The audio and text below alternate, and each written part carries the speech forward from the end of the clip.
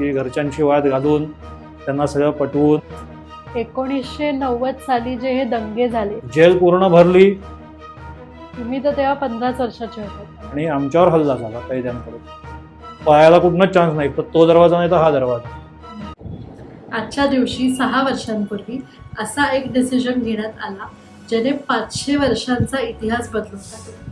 हा डिसिजन काय असं जर तुम्ही विचारत असाल तर हा डिसिजन म्हणजे सुप्रीम कोर्टाने जेव्हा डिक्लेअर केलं की अयोध्येची जी डिस्प्युटेड लँड होती, जी जागा होती, ती हिंदूंचीच आहे.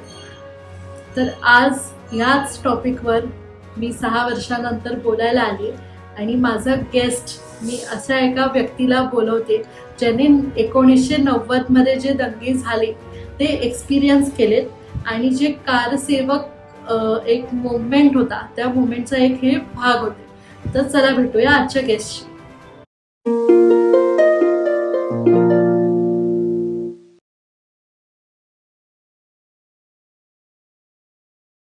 तर आज माझ्यासोबत आहेत माझे वडील मंदार साठे. तर त्यांच्याशीच आज गप्पा होणार आहेत या रिलेटेड. स्वतःचा एक छोटासा परिचय द्या आणि तुम्ही या आंदोलनाशी कसे जोडलात किंवा तुम्हाला कसं कळलं की हे असं काही आहे आणि तुम्हाला वाटलं की मी हे केलं पाहिजे.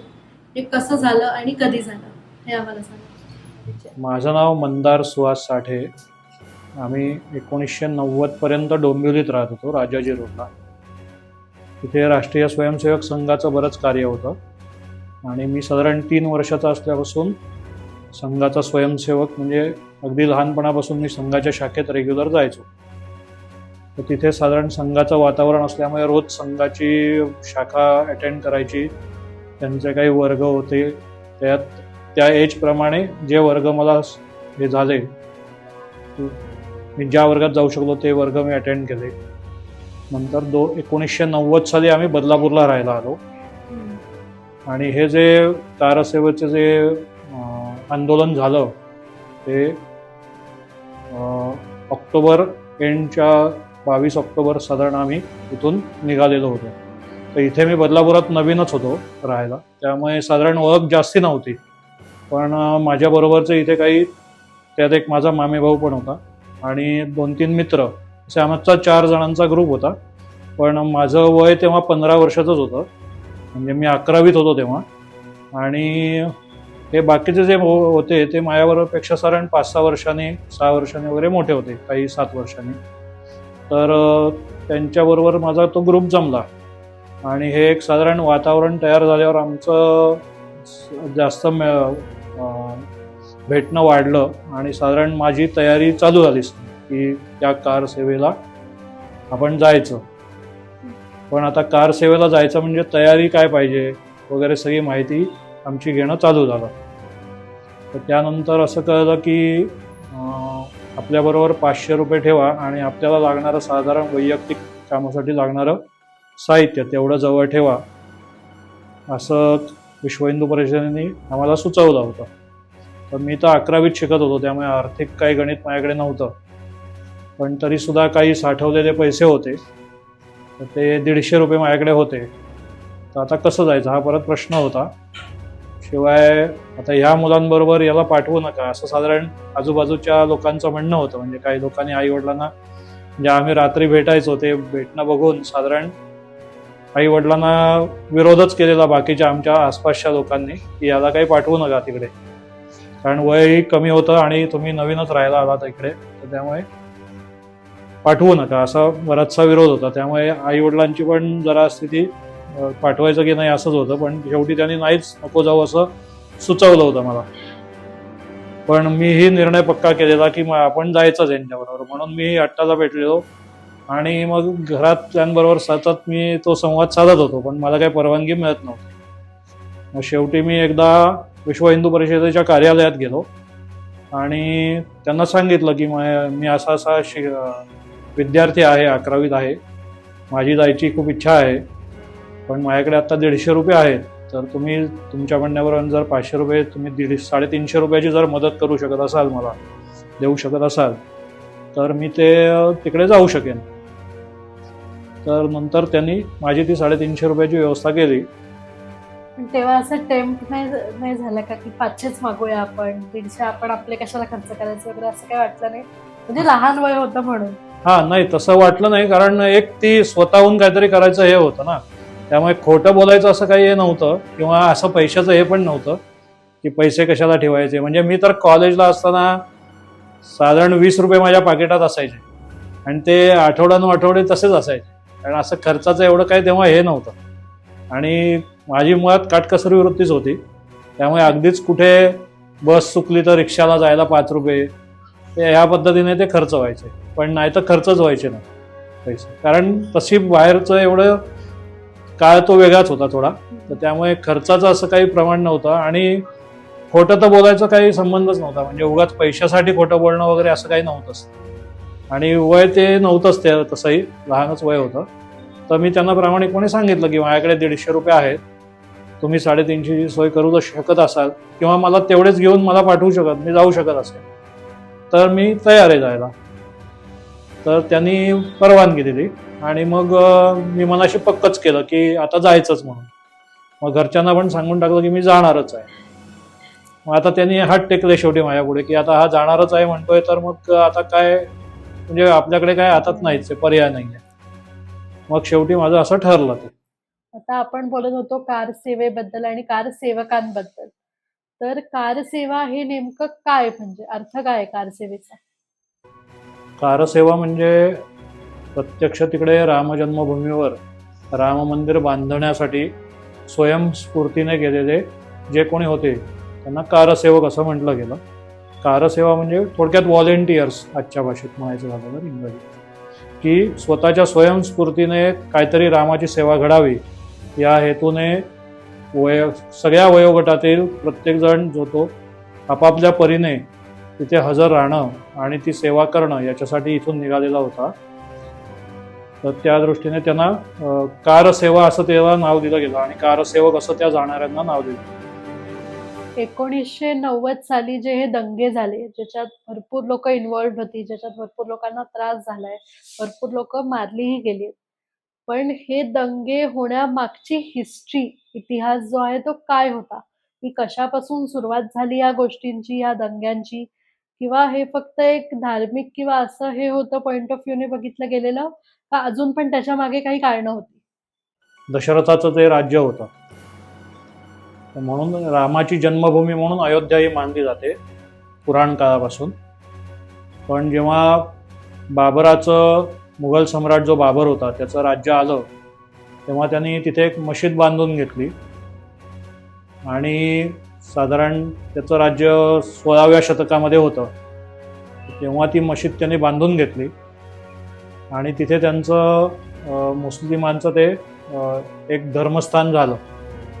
नंतर इंग्रजांच्या काळामध्ये साधारण 1853ला साधारण पहिला मुद्दा म्हणजे वाद, जो रेकॉर्डेड वाद असेल तो साधारण 1853चा नोंदला गेला इंग्रजांच्या दप्तरामध्ये.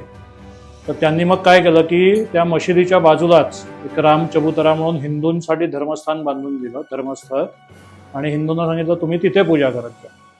तरी ते वाद काही चालूच राहिले. मग त्यांनी एक मध्ये भिंत घालून दिली, आणि हिंदूंसाठी राम चबुतरा आणि मुस्लिमांसाठी ती मशीद, असंच पुढे चालू होतं. पण रेकॉर्डेड त्याचा जो वाद आहे तो पहिला आहे तो 1853चा साधारण इंग्रजांच्या काळातला आहे. त्यानंतर स्वातंत्र्य काळात साधारण 1949मध्ये तिथे एक रामाची मूर्ती सापडली, एक वेगळीच घटना घडली. रामाची मूर्ती सापडली आणि मग परत तो वाद उफाळून आला. तर मग हिंदूंनी तिथे आपला दावा सांगायला सुरुवात केली, मशीद तिथे होतीच.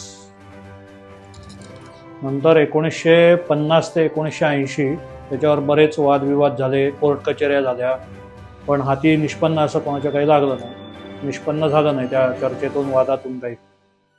नंतर मग विश्व हिंदू परिषदेने 1984 साली राम जन्मभूमी आंदोलन जाहीर केलं, म्हणजे सुरुवात केली त्या आंदोलनाला.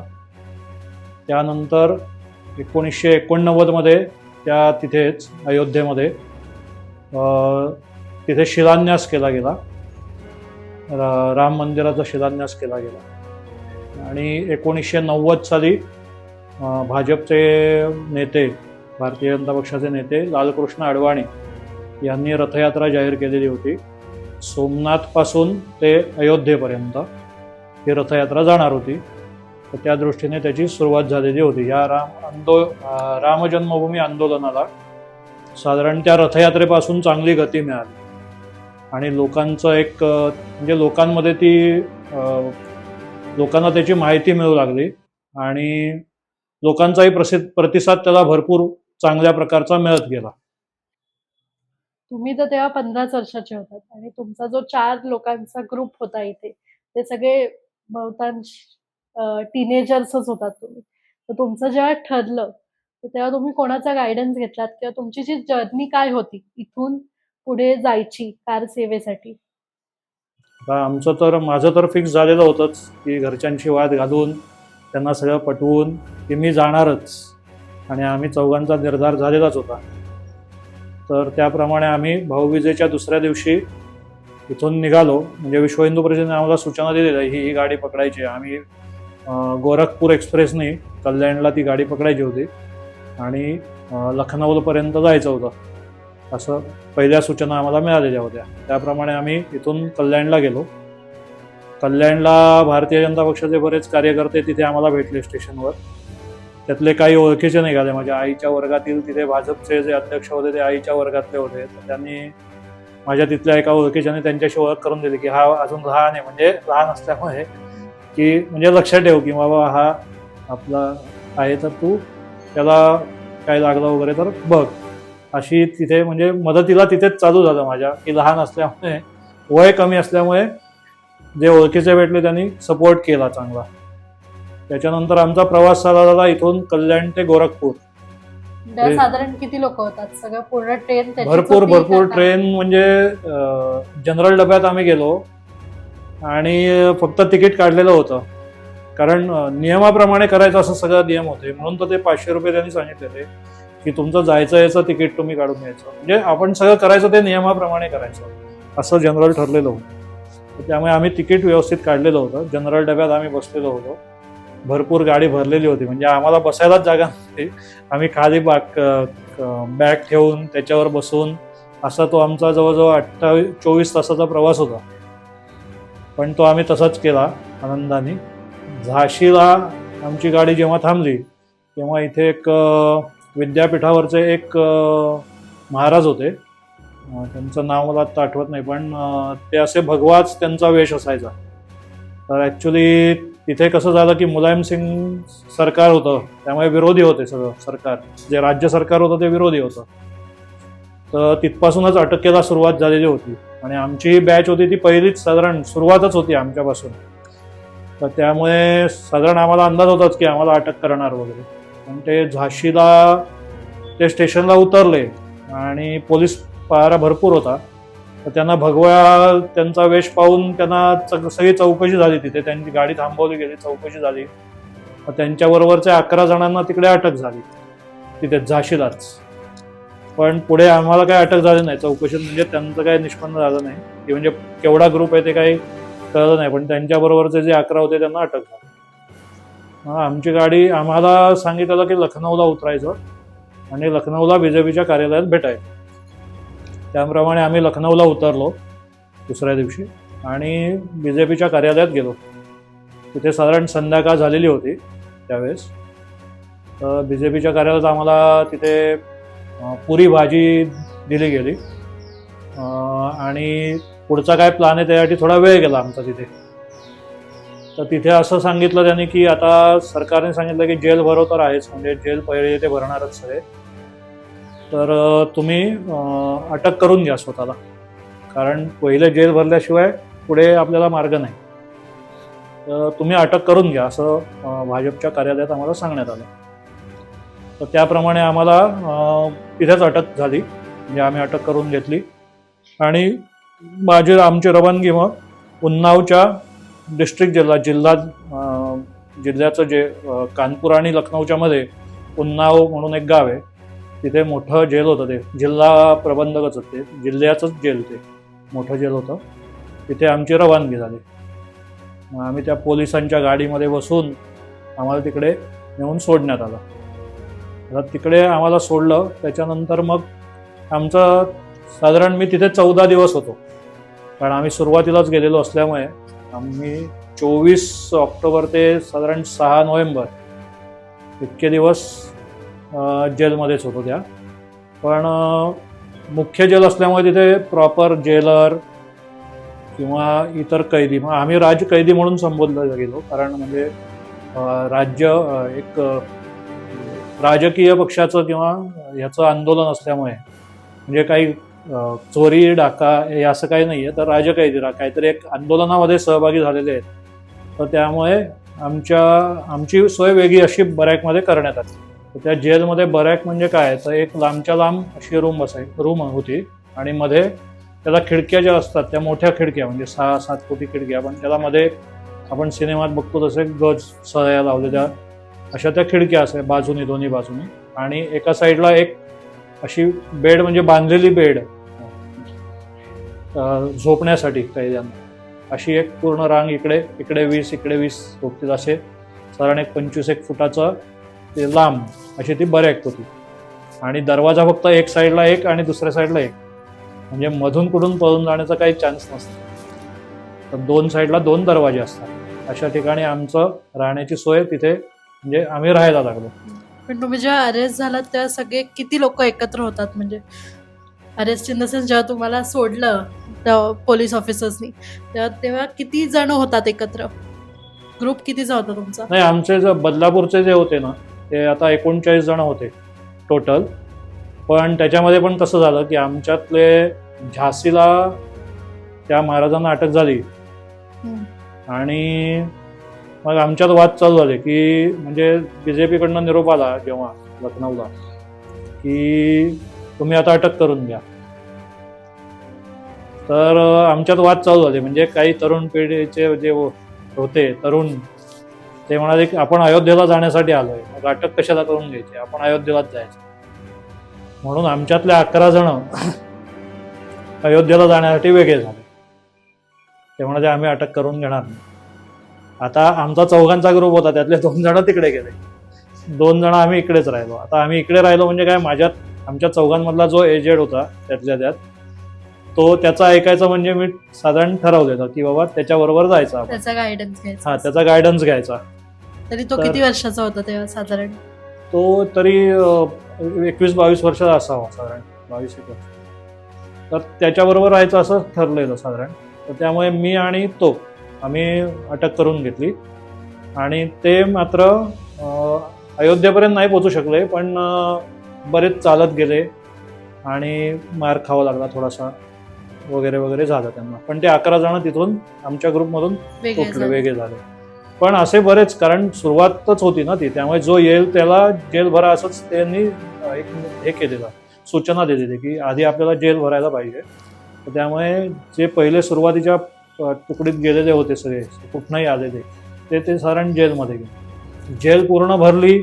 त्याच्यानंतर मग त्यांनी शाळा कॉलेज यांच्यामध्ये डांबायला सुरुवात केली. पण मग तिथे काय एवढे सिक्युरिटी नसायची, तिथून पण लोक काही पळून गेले. म्हणजे ते नंतर कळत गेलं आम्हाला की तिथून पण पळून जाऊन काही अयोध्येत पोहोचले. पण त्यांनी असा बंदोबस्त केला की बाबा जेल तर भरणारच होती, कारण त्याला प्रतिसाद खूपच चांगला होता आणि ती तर पुरी पडणारच नव्हती जेल. म्हणून त्यांनी शाळा कॉलेजांचा पण उपयोग केला, काही रिकामी ऑफिसर जे काय त्यांना जिथे कुठे जेल करता येतील तिथे त्यांनी केले. पण तिथे एवढी सिक्युरिटी त्यांना ठेवता नाही आली, त्यामुळे ती पण काही लोक तिथे राहायलाच लागले. काही लोक म्हणजे शेवटी ते जेलच झालेच, काय म्हणजे बंदीखाना किंवा कोठडी. जेव्हा तुम्हाला कळलं की 15 वर्षाचे असताना जेलमध्ये आपल्याला राहायला लागणार आहे, तर भीती होती काही, म्हणजे काय वाटलं?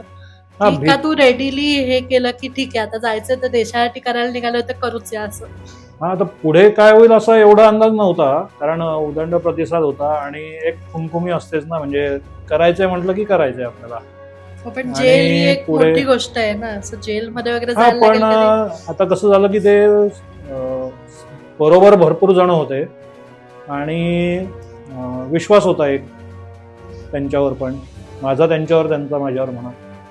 आणि त्यामुळे मी एकदा ठरवलं की त्यांच्याबरोबर जायचं. म्हणजे तिथे आम्हाला काही, मला तरी काही चॉईस नव्हता म्हणजे असा, किंवा मी असा वेगळा निर्णय पण घेऊ शकलो नाही त्यामुळे, त्या एजमुळे. म्हणजे असं काहीतरी वेगळं कुठेतरी आपण सगळ्यांबरोबर जायचं अशा दृष्टीने तो निर्णय घेतला गेला माझा. नाही तर मग मी पण त्यांच्याबरोबर कदाचित गेलो असतो जर अजून काय थोडा मोठा असतो तर. पण त्या एजच्या नुसार मी ठरवलेलं की त्या आपल्या माणसाबरोबर आपण राहायचं, तो जिथे जाईल तिथे साधारण जायचं. आणि ते कल्याणचे म्हटले तसं ते कल्याणचे माझ्याबरोबरच होते, ते आमच्याच जेलमध्ये होते. हा, तर ते म्हणजे शेवटपर्यंत त्यांची साथ, सपोर्ट मिळाला. तिथला पहिला दिवस तुला आठवतोय का, कसा गेला जेल मधला पहिला दिवस? हा, पहिला दिवस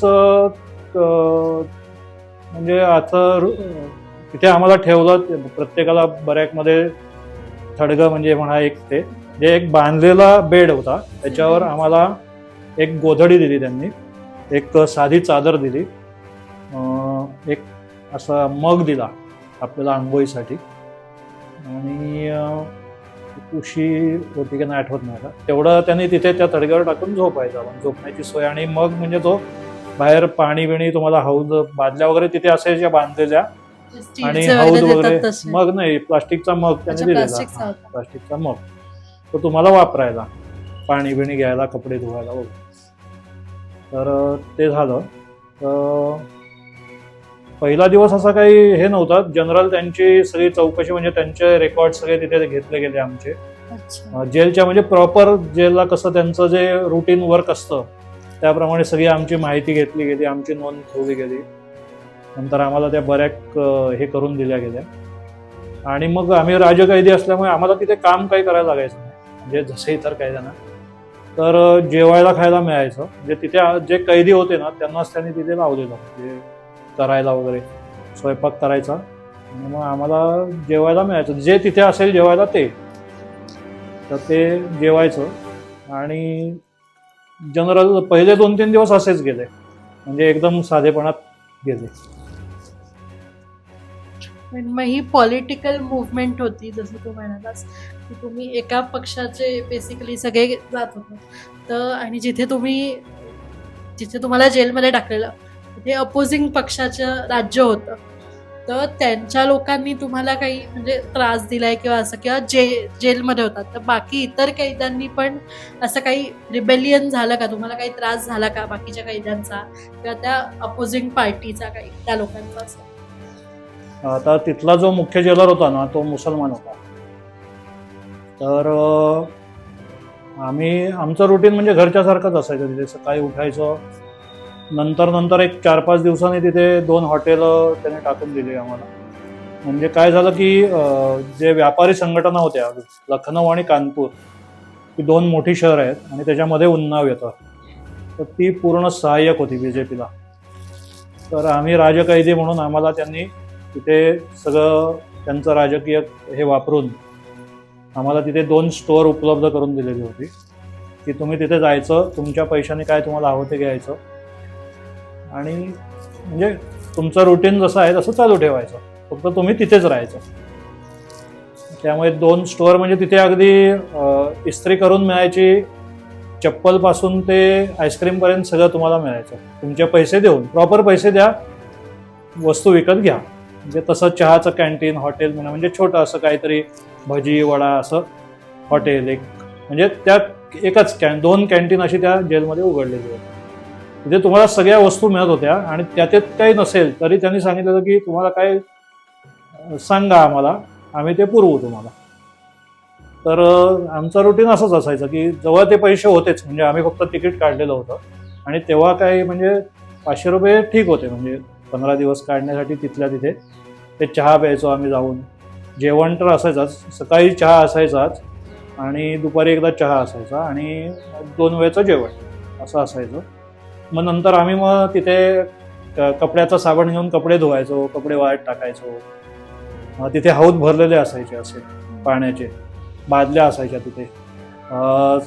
तिथे बाथरूम जी होती त्यांना फक्त असं दरवाजे असायचे खालून वरतून ओपन असलेले, आणि संडास पण तसेच खाली फक्त हे म्हणजे फळी खाली, वरती ओपनच, म्हणजे कैद्यांसाठीच होतं ना ते शेवटी, त्यामुळे म्हणजे तसे त्या संडास. आणि आंघोळी बाहेर तिथे असे होते, हौद बांधलेले होते दोन, तिथे पाण्याची सगळी सोय होती. आम्ही तिथनं साबण वगैरे घेऊन कपडे दोऱ्या बिऱ्या बांधायचो, कपडे वाळत घालायचो. दिवसभर मग पत्ते खेळ, काही म्हणजे टाइमपास असे चालू असायचे आमचे. तिथे TV एक आणून दिलेला आम्हाला. म्हणजे शनिवार रविवार साधारण त्या काळी एक संध्याकाळचे पिक्चर लागायचे, हिंदी पिक्चर. तर ते होते आणि TV वर संध्याकाळचे कार्यक्रम असायचे लागले. म्हणजे तिथे जे काय तो हे असे, पूर्वी काय एवढे चॅनल्स नव्हते तिथले जे सरकारी चॅनल तिथे, पण ते शनिवार रविवारचे पिक्चर, हिंदी पिक्चर तिथे चित्रपट लागायचे. तो TV एक आणून ठेवलेला आमच्यासाठी, तो लावायचे ते, म्हणजे एंटरटेनमेंट तुम्हाला. तुम्हाला तुमच्या बिलॉंगिंग जे काय तुम्ही इथून घेऊन गेलात ते ठेवून दिलेलं हो, तुमच्या ते जवळ? आम्हाला ठेवून दिलं, कारण राजकैदी होतो त्यामुळे आमच्या बॅगा आमच्या जवळच होत्या. मगाशी सांगितलं तसं जेलर हा मुस्लिम होता. तर तो एकदा बाहेर गेला असा, आणि काही कामासाठी तिला, आणि आमच्यावर हल्ला झाला कैद्यांकडे. तर आम्ही पूर्ण बेसावत होतो आणि ते पूर्ण विटा, गज आणि दगड असं घेऊन, तर बऱ्याच मगाशी सांगितलं तसं पूर्ण बंदिस्तच म्हणा, म्हणजे पळायला कुठनंच चान्स नाही, तर तो दरवाजा नाही तर हा दरवाजा. तर सगळीकडनं अटॅक झाला आणि आम्ही सगळे बेसावत, काय झालं तेच कळेना. आणि आमच्याबरोबरचे एक ते कुलकर्णी म्हणून ते पुढे गेले. मी ॲक्च्युली थोडा मागे होतो,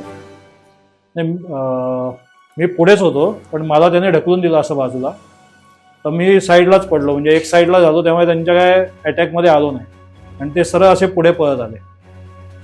आणि आमच्या दोघा तिघांना, एक जण खूप इंज्युअर होते, म्हणजे खूप सिरियसच होते ते. तो पूर्ण हल्ला आम्ही बेसावत असताना झाला. आणि तेव्हा मला थोडंसं लागलं, एका त्या बेडवरून उडी मारून दुसरीकडे जातो. मी लुंगी घातलेली होती आणि म्हणजे अगदी घरात असल्यासारखे होतो आम्ही, आणि बेसावत, त्यामुळे मग पळापळी झाली. त्यात मला थोडंसं पायाला लागलं, पण विशेष काही लागलं नाही. पुढेच होतो पण मी वाचलो, आणि जो शेवटचा होता तो वाचला, म्हणजे तिथपर्यंत ते नाही पोचले. पण मधल्यांना साधारण मार लागला बराचसा, आणि दोघं तिघं आमचे खूप, एक जण तर खूप त्यांच्या डोक्याला चिजा झाली, आणि ते खूप म्हणजे इंज्युअर होते, पण ते रामकृपेने वाचले आणि आता व्यवस्थित आहेत. तो हल्ला थांबवला कसा? नाही, काही कैदी पण होते जे फॉर होते, म्हणजे शेवटी हिंदू आणि मुस्लिम परत तो वाद झालाच, आणि आमचा पण प्रतिकार झाला थोडा. नंतर मग ते जो हल्ला झाला, जेवढं त्यांनी एका ह्याच्यात फटक्यात करता आलं तेवढं त्यांनी हे केलं. बॅगा पळवून नेल्या आमच्या काही जणांच्या. तर ते झालं, पण ते झाल्यानंतर मग आमच्याकडे मदतीचा ओघ खूप वाढला. त्यानंतर त्या जेलरची म्हणजे हे झाली पूर्ण चौकशी वगैरे, म्हणजे ते हे झालं सरकार थ्रू.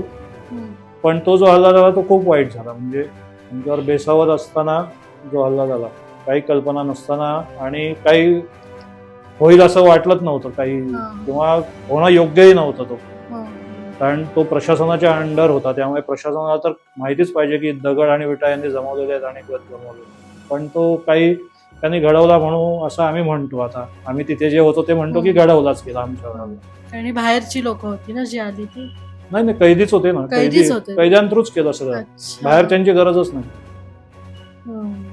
कैद्यांथ्रूच मॅनेज केलं सगळं, कैदीच होते. आणि जरी बाहेरचे असतील तरी आम्हाला काय कळलं, म्हणजे ते कैद्यांच्या वेशात सगळे आलेले होते, आणि जेलर मुळात बाहेर होता. कोणी असं प्रोटेक्ट करणार किंवा असं काही नाही, प्रोटेक्ट म्हणजे आम्हाला म्हणजे त्याच्यावरूनच संशय येतोय की हे पूर्ण ठरवूनच केलं गेलं, आणि जे व्हायलाच नको होतं. पण नंतर आम्हाला मदतीचा ओघ वाढला, खूप मदतीचा. नंतर मग सगळे ते त्यांचे जे मगाशी सांगितलं तसं कानपूर, लखनौ तिथले व्यापारी मंडळ, सगळे व्यापारी वगैरे भेटायला यायचे. काही तुम्हाला लागलं असेल, पाहिजे असेल सांगा. काही पैसे गेले असतील, पैसे पण काहींचे बॅगा गेला, ते चोरीला गेले. ते हेतू पुरस्सरच ते झालेलं होतं. पण मग त्यांनी काही तुम्हाला जी मदत लागेल ती सांगा असं त्यांना सांगितलं होतं. त्यांनी तशी ती मदत केली. माझं काही नुकसान झालं नाही त्याच्यामध्ये. ह्या पायाला थोडंसं लागलं, आणि बॅग वगैरे अशी काही गेली नाही माझी. पण नंतर मदतीचा ओघ वाढला. मग त्यांचं बरंच पूर्ण लक्ष आमच्याकडे होतं. मग आम्हाला जेवणात फरक पडला. नंतर तिथे केळी, सफरचंद असे ढीग लागायचे, तुम्ही खा म्हणजे खायचे. नंतर तिथे एक कार्तिक एकादशीचा उपास असतो, कार्तिकच मला वाटतं, एक एकादशीचा उपास असतो, सह्यांचा उपास असतो. तेव्हा दूध, एक मगभर दूध, नंतर जेवायला काहीतरी रोज एक गोड, मग त्याच्यावर साजूक तूप, असं त्यांचं सगळं हे होतं. तर हे कारसेवेला गेलेले त्याच्यात महिला पण होत्या इन्व्हॉल्व का फक्त पुरुष आणि मुलंच होती? याच्यात महिला कारसेविकांचा पण सहभाग भरपूर होता. बदलापूरमधून पण काही होत्या आणि तिकडे आमच्या जेलमध्ये पण काही होत्या, तसंच पुढे गेलेल्या पण काही होत्या. तर त्यांचा पण चांगल्या प्रकारचा सहभाग, या पूर्ण आंदोलनाला बराच चांगला प्रतिसाद लोकांकडून मिळालेला होता आणि कारसेवेसाठी बरेच जण उद्युक्त झालेले होते. आणि कारसेवा झाल्यानंतर आम्ही जिथे जेलमध्ये होतो तिथे 40 महिला होत्या. त्या 40 महिलांना तिथे त्या संघटनांनी, तिथल्या लोकल संघटनांनी साड्या वाटल्या आनंदामध्ये. त्यानंतर तिथे आम्हाला जेवणा खाण्याची पूर्ण, हा हल्ला झाल्यानंतर पूर्ण सोय व्यवस्थित ते देखरेख ठेवायचे अगदी, म्हणजे की बाबा आता काही अडचण येऊ नये त्यांच्यासाठी. तर त्यांचं पूर्ण सपोर्ट होता. त्यांना तुम्हाला काय लागेल ते मागा, पैसे मागा, पत्र वगैरे द्यायचो आम्ही. फक्त माझं असं झालं की मी इथे बदलापुरात नवीनच राहायला आलेलो आणि फोन वगैरे एवढे नव्हते तेव्हा.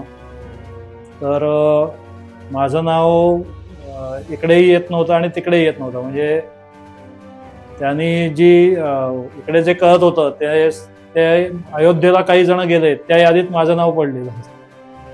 म्हणजे इकडे पण नव्हतं कळत आणि तिकडे पण नव्हतं कळत. तर त्यामुळे इकडच्या घरच्यांना काळजी खूप वाटायला लागली की आता याचं झालंय काय नक्की. तर काळजी त्यांना खूपच होती. म्हणजे ते 8-10 दिवस त्यांना काळजीचे बरेच गेले असणार आहेत माझ्या हट्टामुळे.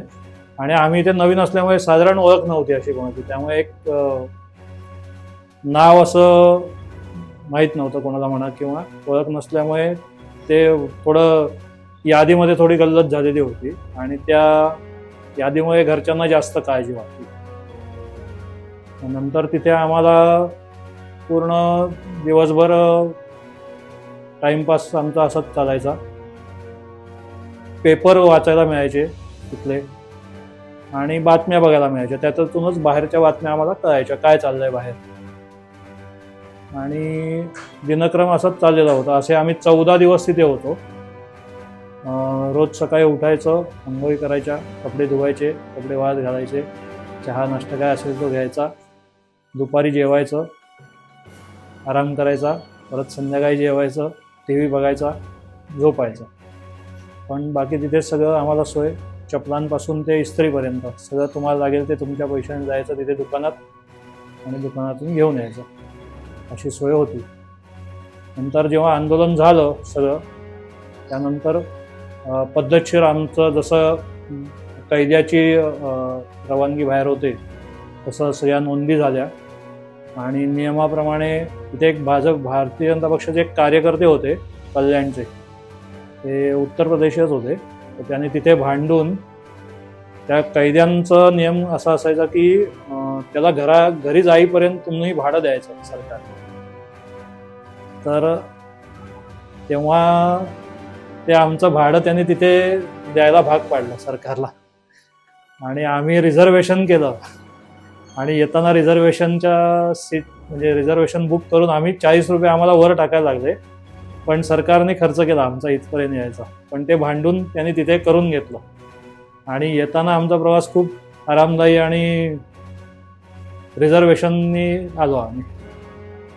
पण तिथे जे हल्ला झाला ते खूप दुर्दैवी घटना झाली आणि त्याच्यामुळे काही जणांना भोगावं लागलं. ते 3-4 जणांना बरेच लागलं असल्यामुळे ते भोगावं लागलं. पण मी तरुण होतो, त्या प्रत्यक्ष ती घटना घडली तेव्हा जरा सगळे भीतीचं वातावरण होतंच. पण नंतर जो सपोर्ट मिळाला आम्हाला, त्यामुळे नंतर ती काही भीती फारशी टिकली नाही. त्यामुळे ज्या एमने आम्ही गेलेलो तो आम्हाला जसं सूचना मिळाल्या तसं आम्ही केलं. त्यामुळे प्रत्यक्ष कारसेवा जरी आमच्या हातून घडली नसली तरी आम्ही त्याच्यात काहीतरी खारीचा वाटा उचलला, त्याचं आम्हाला एक समाधान मिळालं सगळ्यांना. आणि जे आमच्याकडून फुटून गेलेले होते त्यांना पण काही ठिकाणी त्यांनी लोक काय करायचे होते की रात्रीचं चालायचं, दिवसा तिथली जी माणसं होती, गोरगरीब जनता होती, ती पण या आंदोलनाच्या बाजूने होती. त्यामुळे ते लपवून ठेवायचे घरात, तुम्हाला खायची प्यायची सोय करायची. किती अगदी गरीब असला तरी तो काहीतरी एक रोटी तुम्हाला द्यायचा की तुम्ही काहीतरी आंदोलनात भाग घेताय.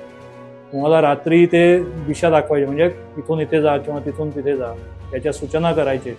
आणि हे जे बरेच जण, माझे एक काका पण आहेत, 165 किलोमीटर चालून गेले अयोध्येपर्यंत.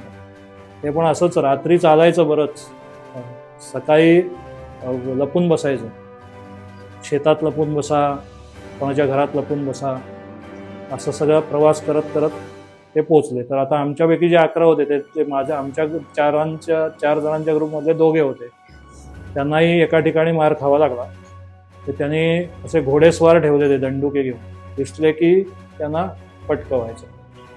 त्यांना थोडा तिथे एका ठिकाणी मार पडला, पण ते पोचले तिथपर्यंत. नंतर आमची 90ची कारसेवा झाल्यानंतर परत एकदा 92 साली कारसेवा झाली. 6 डिसेंबर 1992ला कारसेवकांनी ती मशीद पाडली. त्याच्यानंतर परत दंगे, कोर्ट केसेस चालू झाल्या. त्या अलाहाबाद कोर्टापर्यंत गेल्या. अलाहाबाद कोर्टाने त्यांच्यापर्यंत निर्णय दिले. परत त्या केस सुप्रीम कोर्टात गेली. सुप्रीम कोर्टात केस गेल्यानंतर ASI डिपार्टमेंटनी असे पुरावे दिले, असं सिद्ध केलं की जिथे मुस्लिमांचे कोणतेही पुरावे आढळले नाहीत. आणि नंतर जो सुप्रीम कोर्टाने निर्णय दिला तो हिंदूंच्या बाजूने, रामजन्मभूमीच्या आंदोलनाच्या बाजूने दिला. आणि नंतर त्यांनी असेही आदेश दिले की मुसलमानांना त्या शहरामध्ये काही जागा देण्यात यावी, तिथे त्यांची ती मशीद ते बांधू शकतात. आणि माझा शेवटचा प्रश्न म्हणजे, आज जर प्रभू राम स्वतः तुमच्या समोर जर उभे राहिले तर तुम्ही त्यांना काय विचारू इच्छिता? प्रभू रामचंद्र समोर उभे राहून राहिले त्यांना हेच सांगेन की भारतामध्ये रामराज्य येण्यासाठी सर्वांना चांगली बुद्धी, चांगले आशीर्वाद द्या तुम्ही. तसंच जे काय आपलं शालेय शिक्षण आहे त्याच्यापासूनच सुरुवात होऊ दे, की बाहेर देशामध्ये कसं वागायचं किंवा बाहेर जगात कसं वागायचं, समाजात कसं वागायचं, एकोपा कसा ठेवायचा, कुठल्याही भूलथापांना कसं बळी पडू नये, याच्यासाठी ते शालेय शिक्षणापासून लहान मुलांना शिकवायला सुरुवात करावी.